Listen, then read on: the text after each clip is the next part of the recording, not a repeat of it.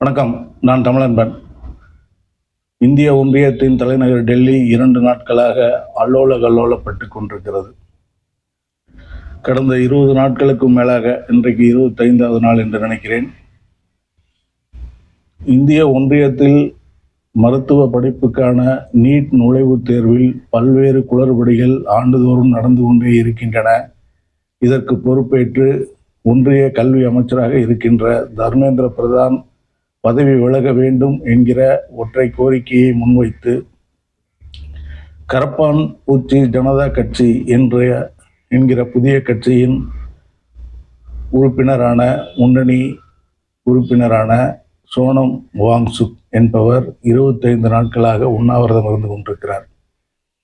அவர் அந்த உண்ணாவிரதத்தை முடித்து வைக்க ஒன்றிய அரசு பல்வேறு முயற்சிகள் எடுத்தும் அது பலனளிக்கவில்லை. அவர் இப்பொழுது மருத்துவமனையில் சிகிச்சையில் கண்காணிப்பில் இருக்கிறார். இருந்தாலும் அங்கும் உண்ணாவிரதம் தொடர்ந்து கொண்டிருக்கிறது.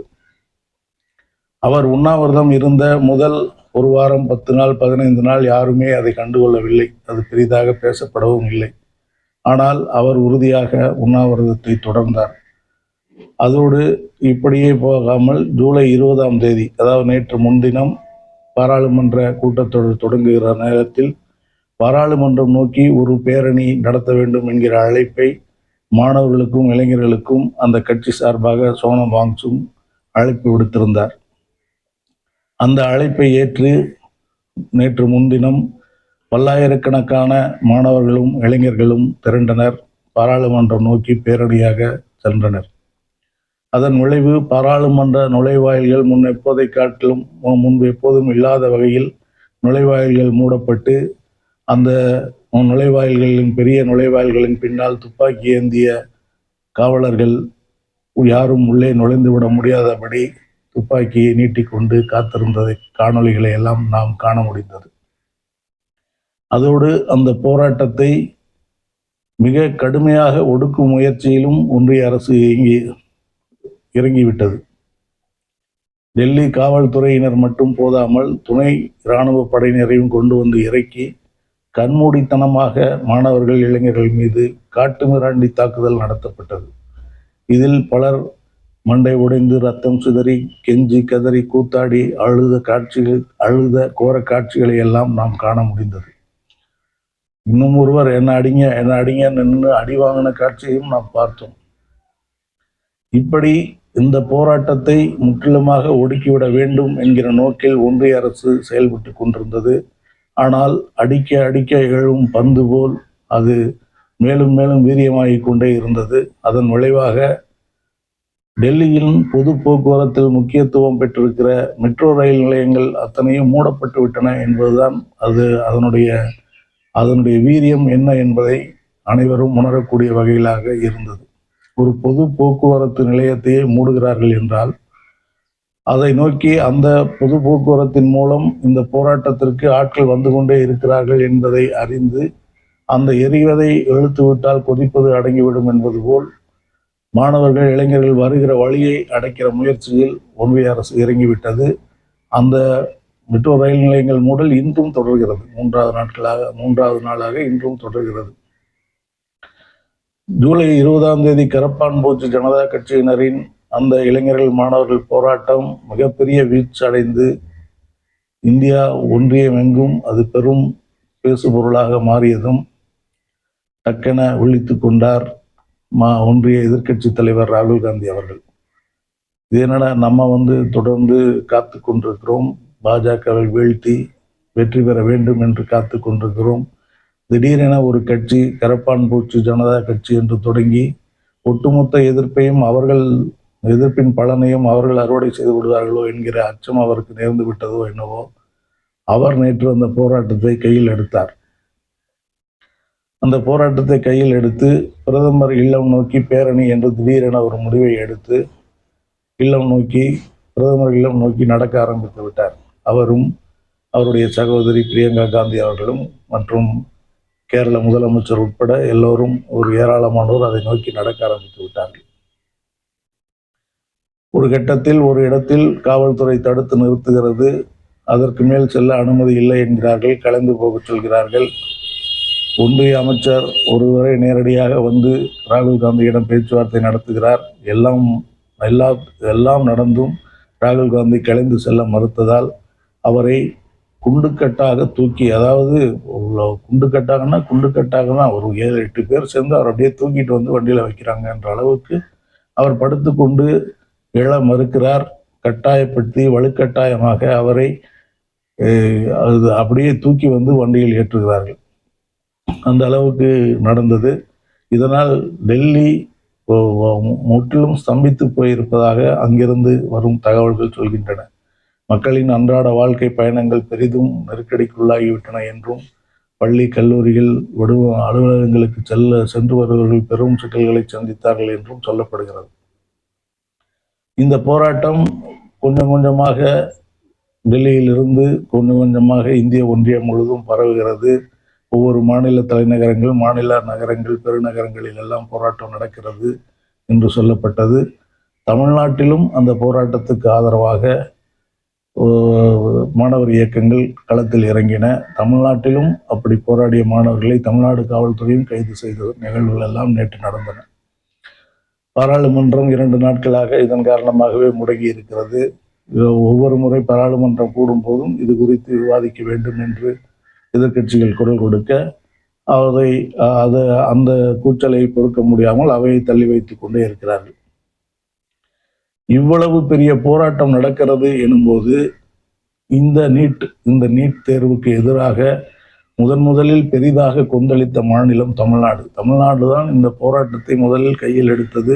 இந்தியாவெங்கும் இன்று பரவ வைத்து, இந்தியா ஒன்றியத்தின் தலைநகரில் இவ்வளவு பெரிய போராட்டம் நடக்கிறது என்றால் அதற்கான விதை ஊன்றப்பட்டது தமிழ்நாட்டில் தான் என்பதில் மிகையே கிடையாது. இங்குதான் பேன் நீட்டை தடை செய் என்று தொடர்ந்து போராடி அதை ஒரு பெரிய பேசுபொருளாக மாற்றியதற்கு தமிழ்நாடு ஒரு முக்கிய பங்கு ஆற்றி கொண்டே இருந்தது. இப்பொழுது மாற்றுகிறது, அதில் மாற்றமில்லை. இப்பொழுது இவ்வளவு பெரிய போராட்டம் நடக்கிறது எனும்போது ஒரு தமிழராக இந்த கட்டாய நுழைவுத் தேர்வுக்கு எதிரான ஒரு சமூக ஆர்வலராக நாம் மகிழ்ச்சி அடைய முடிகிறதா என்றால் இல்லை. அதுதான் வினோதமான ஆச்சரியம். ஏன் இதில் மகிழ்ச்சி அடைய முடியவில்லை? நீட்டுக்கு எதிராக இவ்வளவு பெரிய போராட்டம் நடக்கிறது, ஒன்றியமே கவனிக்கிறது. ஒன்றிய அரசு கண்டுகொள்ளாமல் இருந்த ஒன்றிய அரசு இறங்கி வந்து 2 நாட்களாக அந்த கரப்பான் பூச்சி கட்சியினுடன் பேச்சுவார்த்தை நடத்தி கொண்டிருக்கிறது. போராட்டத்தை எப்படியாவது நிறுத்திக் கொள்ளுங்கள் என்கிற அளவுக்கு இறங்கி வந்து பேசிக் கொண்டிருக்கிறது என்றெல்லாம் செய்திகள் வரும்பொழுது நாம் இதில் மகிழ்ச்சி அடைவதற்கு ஒன்றுமில்லை என்று சொல்ல காரணம் என்ன? அந்த காரணங்கள் மிகவும் அடிப்படையான காரணங்களாக இருக்கின்றன என்பதால் நாம் அது குறித்து கட்டாயம் பேசியாக வேண்டும். இந்த தமிழ்நாடு இந்த கரப்பான் பூச்சி ஜனதா கட்சியினுடைய கோரிக்கை என்னவென்றால், நீட் தேர்வு ஒவ்வொரு ஆண்டும் நடக்கும் பொழுதும் வினாத்தாள் கசிகிறது, விடைத்தாள்கள் கசிகின்றன, விடைகள் முன்கூட்டியே எழுதப்படுகின்றன, முன்கூட்டியே வினாக்கள் சொல்லப்படுகின்றன என்கிற ஒரு அவல நிலை தொடர்ந்து நீடிப்பதால் 2-3 முறை எழுதப்பட்ட தேர்வு ரத்து செய்யப்பட்டு மறுதேர்வுகள் நடத்தப்பட்டது. பலர் இதில் கைதாகி இருக்கிறார்கள். பல கோடி ரூபாய் பணம் இதில் புரள்கிறது என்கிற செய்திகள் வந்திருக்கின்றன. இவற்றைத்தான் கரப்பான் பூச்சி ஜனதா கட்சியினர் கண்டிக்கிறார்கள். அதாவது நீட் தேர்வில் நடக்கும் முறைகேடுகளைத்தான் அவர்கள் கண்டிக்கிறார்களே ஒழிய நீட் தேர்வை ரத்து செய்ய சொல்லி எங்கும் அவர்கள் சொல்லவில்லை.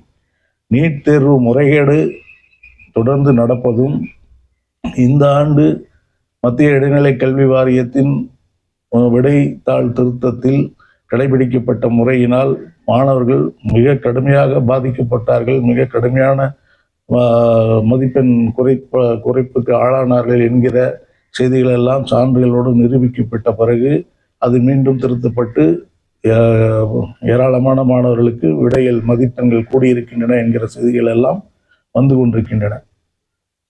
இவ்வளவு முறைகேடுகள் நடப்பதற்கு காரணமாக அந்த முறைகேடுகளுக்கு பொறுப்பேற்று ஒன்றிய கல்வி அமைச்சர் தர்மேந்திர பிரதான் பதவி விலக வேண்டும் என்பதுதான் கரப்பான் பூச்சி ஜனதா கட்சியினரின் கோரிக்கையாக இருக்கிறது. அது அப்படியே ஒன்றிய கல்வி அமைச்சர் பதவி விலக வேண்டும் என்று சொன்ன பிறகு சோனம் வாங்சுக்கை, அதாவது உண்ணாவிரதம் இருந்தவரை பலவந்தமாக கைது செய்து மருத்துவமனையில் அனுமதித்ததுக்கு பிறகு அந்த கரப்பான் பூச்சி ஜனதா கட்சியின் தலைமை ஒருங்கிணைப்பாளர் என்று சொல்லப்படுகிற அபிஜித் அந்த உண்ணாவிரதத்தை தொடர்கிறார்.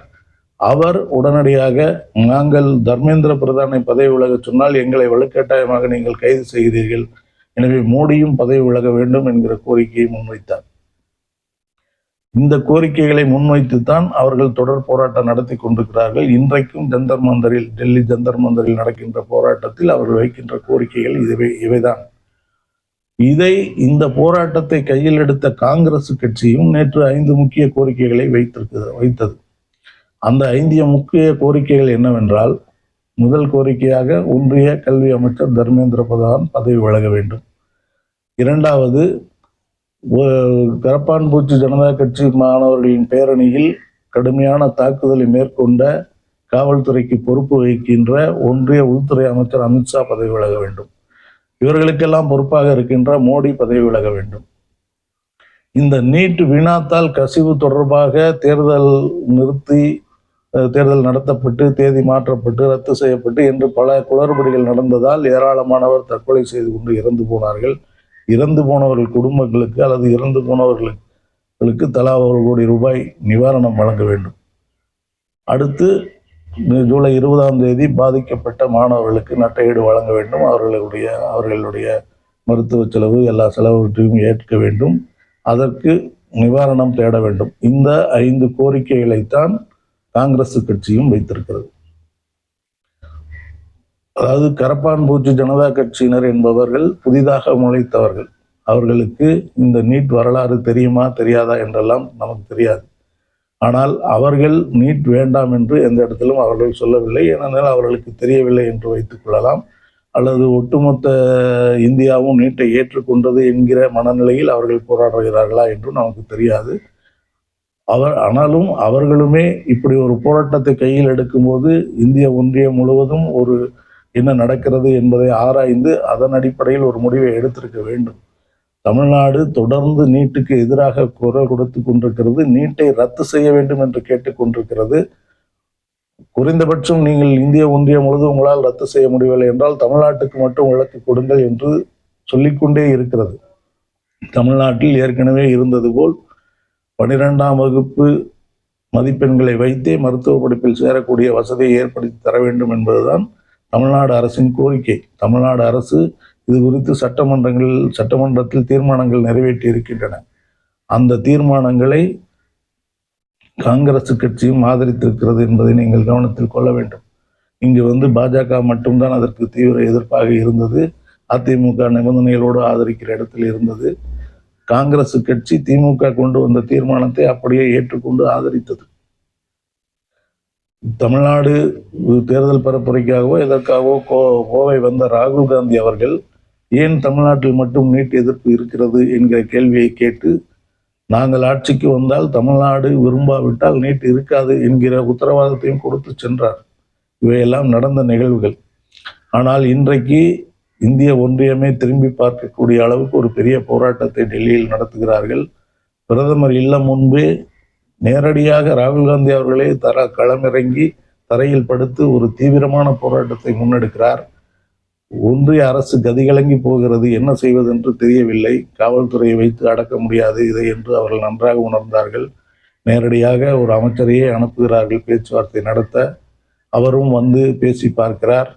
ராகுல் காந்தி ஒப்புக்கொள்ள மறுக்கிறார். அவ்வளவு தீவிரமாக ஒரு போராட்டத்தில் அவர் இறங்கி ஒன்றிய அரசை எதிர்க்கிறார்.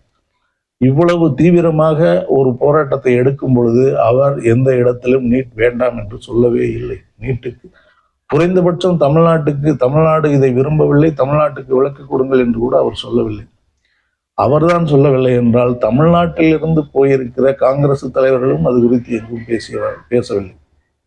தமிழ்நாடு காங்கிரஸ் கமிட்டி தலைவர் மாணிக் தாகூர் ராகுல் காந்தி உடனே போராட்டத்தில் பங்கேற்றார் என்றார்கள்.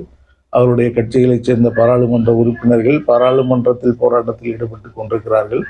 இவ்வளவு நடந்தும் அவர்களும் நீட்டை நிரந்தரமாக ரத்து செய்ய வேண்டும் என்கிற கோரிக்கையை வைக்கவில்லை. குறைந்தபட்சம் தமிழ்நாட்டுக்கு விலக்கு கொடுக்க வேண்டும் என்கிற கோரிக்கையும் வைக்கவில்லை என்பதுதான் மிக மிக வேதனையான ஒரு செயலாக இருக்கிறது. இது பாரதிய ஜனதா கட்சி நேரடியாக நம் நெஞ்சில் குத்துகிறது என்றால், காங்கிரஸ் கட்சி நமது முதுகில் குத்துகிறது. நம்ம கூடவே நேற்று வரை திமுகவுடன் கூட்டணியில் இருந்தபோது முழுக்க நீட்டுக்கு எதிராக பேசிவிட்டு நீட்டை ரத்து செய்ய வேண்டும் என்று பேசிவிட்டு இன்று இவ்வளவு பெரிய போராட்டம் நடக்கும் பொழுது இந்த நேரத்தில் அந்த கோரிக்கையை பேசவே இல்லை, கோரிக்கை வைக்கவே இல்லை, அது குறித்து பேசவே இல்லை என்பது மிகப்பெரிய வேதனையான விஷயமாக இருக்கிறது. நம்மை பொறுத்தவரை இன்றைக்கு தமிழ்நாட்டில் ஆட்சியில் இருக்கிற விஜய் அவர்களும் அந்த கட்சியினுடைய அறிக்கையும் அந்த கட்சியின் முக்கியஸ்தராக இருக்கக்கூடிய ஆதவ அர்ஜுனா அவர்கள் அறிக்கையும் தமிழ்நாட்டிற்கு நீட்டு வேண்டாம் என்பதுதான் அறிக்கையாக இருக்கிறது. இன்றைக்கு முன்னாள் முதலமைச்சர் ஸ்டாலின் அவர்களும் அதைத்தான் வலியுறுத்தி இருக்கிறார். நம்மை பொறுத்த வரைக்கும் தமிழ்நாட்டுக்கு நீட் வேண்டாம் வேண்டாம் வேண்டாம் என்பதுதான். இதை காங்கிரஸ் முன்னெடுக்க வேண்டும், இனியாவது முன்னெடுக்க வேண்டும் என்பது நம்முடைய கோரிக்கை. இல்லையெனில் இவர்கள் அனைவரும் கூட்டுக்களவாணிகள், ஒட்டுமொத்தமாக நம்மை ஏமாற்றிக் கொண்டிருக்கிறார்கள் என்றுதான் நாம் புரிந்து கொள்ள வேண்டும். பாரதிய ஜனதா கட்சி வெளிப்படையாக நம் நெஞ்சில் குத்துகிறது என்றால் காங்கிரஸ் கட்சி நம்முடைய முதுகில் குத்துகிறது என்றுதான் சொல்ல வேண்டும். காங்கிரஸ் பாரதிய ஜனதாவின் அழிவு கொள்கைகளுக்கு எதிராக அன்பு கொள்கைகளை பரப்புகிறது என்கிற அடிப்படையில் காங்கிரஸ் கட்சியை நாம் வரவேற்றுக் கொண்டிருக்கிறோம். காங்கிரஸ் கட்சியின் செயல்பாடுகளில் ஆதரவு தெரிவித்துக் கொண்டிருந்தோம். ஆனால் இவ்வளவு பெரிய நிகழ்ச்சி நடக்கும்போது கரப்பான் பூச்சி ஜனதா கட்சிக்கு அந்த விவரம் தெரியாமல் இருக்கலாம், காங்கிரஸ் கட்சிக்கு தெரியாமல் இருக்க வாய்ப்பே இல்லை. ஏனெனில் ராகுல் காந்தியிடமே அந்த விஷயங்கள் பலமுறை பேசப்பட்டு அவரும் தமிழ்நாடு விரும்பாவிட்டால் தமிழ்நாட்டுக்கு நீட் இருக்காது என்கிற உத்தரவாதத்தை கொடுத்திருந்தார். அப்படிப்பட்டவர் இன்றைக்கு இவ்வளவு பெரிய போராட்டம் நடக்கும்போது அது குறித்து பேசாமல் இருப்பது என்பது நமக்கு செய்கிற துரோகம். அதை இனியாவது மாற்றிக்கொண்டு காங்கிரஸ் கட்சி தமிழ்நாட்டுக்கு நீட் வேண்டாம் என்கிற கோரிக்கையை முழுமையாக ஏற்பதாக அறிவிக்க வேண்டும் என்பதே நம்முடைய கோரிக்கை. அந்த இந்திய ஒன்றிய அளவில் நடக்கிற போராட்டத்துக்கு ஆதரவாக தமிழ்நாட்டிலும் போராடுகிற மாணவர்கள் நீட் வேண்டாம் என்பதை கூட இரண்டாவதாக வைத்து தர்மேந்திர பிரதான் பதவி விலக வேண்டும் என்பதை முதன்மையாக வைப்பது என்பது வேதனையான விஷயம். ஒருவர் பதவி விலகிவிட்டால் அந்த இடத்துக்கு இன்னொருவர் வரப்போகிறாரா? இந்த கொள்கை அப்படியே தானே தொடரும். அவர் ஒருவரை பதவி விலக வைப்பதா ஒரு முக்கியமான கோரிக்கை? அவர் பதவி விலகிவிட்டு தர்மேந்திர பிரதான் போய் அதர்மேந்திர பிரதான் என்று ஒருவர் வந்தாலும் அவர் நாளைக்கு அதை இதையே தான் செய்ய போகிறார்.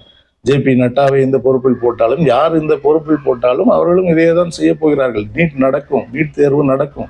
நீட் தேர்வு என்பது நீட் வைத்துக்கொண்டு அந்த கோச்சிங் சென்டர்கள் என்று சொல்லக்கூடிய அந்த பயிற்சி மையங்களை வைத்து ஆண்டுதோறும் கிட்டத்தட்ட 75,000 கோடி ரூபாய்க்கு வர்த்தகம் நடைபெறுகிறது. அந்த வர்த்தகத்துக்காகவே இதை தூக்கி பிடிக்கிறார்கள் என்கிற குற்றச்சாட்டு மேலும் மேலும் உண்மையாகிக் கொண்டே இருக்கிறது. இதில் இதுவரை பாரதிய ஜனதா கட்சி மட்டும் அதனுடைய பலனை அனுபவித்தது என்று நினைத்துக் கொண்டிருந்தோம். இன்றைக்கு காங்கிரஸ் கட்சிக்கும் அதன் பலன் செல்கிறதோ, அதனால்தான் அவர்கள் நீட்டுக்கு எதிராக பேச மறுக்கிறார்களோ என்கிற குரல்களும் வர தொடங்கி இருக்கின்றன. இந்த குற்றச்சாட்டிலிருந்து தப்ப வேண்டும் என்றால் காங்கிரஸ் கட்சி தீவிரமாக நீட்டை தடை செய்ய வேண்டும் என்று போராடட்டும். அல்லது வட இந்தியாவிற்கு நீட் வேண்டும் என்று அவர்கள் நினைத்தால் தென்னிந்தியா, குறிப்பாக தமிழ்நாட்டுக்கு நீட் வேண்டாம் என்கிற கோரிக்கையை காங்கிரஸ் கட்சி முன்வைக்க வேண்டும். காங்கிரஸ் கட்சியின் தமிழ்நாடு பிரதிநிதிகள் அதை முன்வைக்க வேண்டும். அப்படி முன்வைக்கவில்லை என்றால் இவர்களும் நம் முதுகில் குத்துகிற துரோகிகள் என்பதைத்தான் நாம் திரும்ப திரும்ப வலியுறுத்த வேண்டி இருக்கும் என்பதை சொல்லி விடைபெறுகிறேன். நன்றி, வணக்கம்.